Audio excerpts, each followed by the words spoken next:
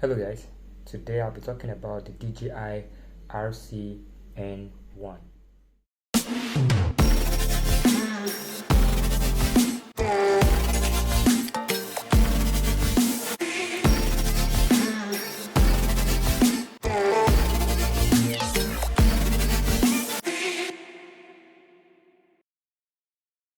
The RCN1 means remote control N1. This is a fairly new controller from DJI. I think it launched with the Mavic A2, and it's a very powerful remote controller. Gives you better signal, and in my opinion it feels better in my hand than the older controllers. So today we're talking about the functions of each of the different keys and buttons. So let's start with the very first. So from the bottom you have two of these open spaces which are for the thumb screws. The thumb screws here, this is where you store them so that they don't get lost. Putting them here makes it difficult for you to be able to store them inside a bag without causing damage to the controller. So when you're done flying, you just unscrew this and then you store it inside here. It's as simple as that, and it is secure, very secure inside here. You want to use it, you just take it out from here, take it out from there, and then you screw it inside here, and there you have it. So you have these two holes which are for storing the thumbsticks. You have this type C port which is for charging the remote controller. Alright, so now let's move to the front. On the front we have this button here.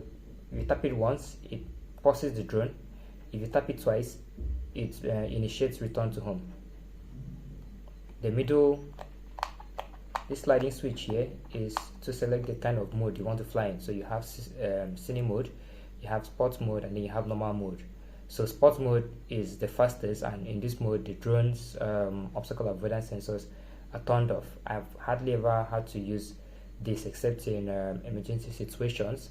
Maybe there was a strong wind, and so I have to be able to push the drone fast enough to overcome the speed of the wind so I can fly back to where I am. So but I'll hardly ever use sports mode. Normal mode is the normal mode, you know, like once you turn on the drone, that's the mode that the drone is going to be on, normal mode. And then cinematic mode, or the cine mode, which stands for cinematic mode, is the mode that I like to use the most. You know, you have those smooth cinematic shots. It's for me, I use it almost all the time for my shots, to have those amazing shots. All right, so this third button here, this is the power button. So you tap once, tap and hold, and the controller comes on. So it's beeping now, meaning that it's not connected to any drone, but it's connected. That light is going to be solid, all four. Each of this okay, there are 4 lights here. Each of them represents 25%. So if you can do the math, you can tell how much battery is left on your controller by just looking at how many dots are still blinking. So to turn it off, you click once, click and hold, and it's off. As simple as that. Alright, so now to this button, this is the function button. It's customizable. This button, you click on it once, it corrects the angle or resets the angle of the gimbal to face directly forward. Click on it twice, it turns on this powerful light on the bottom of the drone. You can use it for stage. Yes, it's like more like a spotlight kind of light. It's very strong and powerful.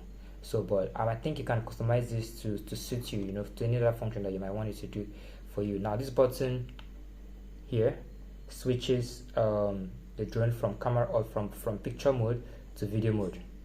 So that's what this button does. Alright, so let's get to the top. This button here is a shutter button. So if you're in picture mode, if you click on this button, it takes a picture. If you're in video mode, click on this button, it starts to record. This is the gimbal scroll wheel, one of the most important buttons on this controller. So it helps you to change the angle that your gimbal is facing. So you push it to your right, the gimbal goes up. You push it to your left, the gimbal comes down. Alright, so that's it for the top. Oh, okay, of course we have this. This is the antenna, and this is where you put your phone, which again is like a monitor. So you place your phone in this point, and you have that, and then you have USBs. You have a USB-C. stored in this place here. So you bring this out, and then when you put your phone in here, you can just connect directly to your controller. Connect your phone to your controller. This is the antenna, so if you are flying, in as much as you can, this should always face your drone. You will have better signal that way. Alright, so that will be all today about the DJI RC-N1. In my next video, I'm going to talk about the drone itself, all the sensors and all the parts of the drone, and then we can now go ahead to start our full flight experiences.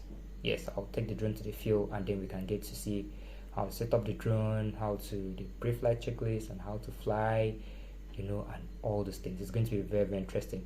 So don't forget, if you haven't subscribed to this channel, please make sure that you subscribe. If you're a drone enthusiast like me, or a drone owner, or somebody that wants to venture into drones in the future, you'll find this channel very, very useful to you. So comment, tell me what you like about this video, tell me what you would like to see in my next video, and I can assure you that I'm going to do the best I can to make sure that you see that in one of my upcoming videos.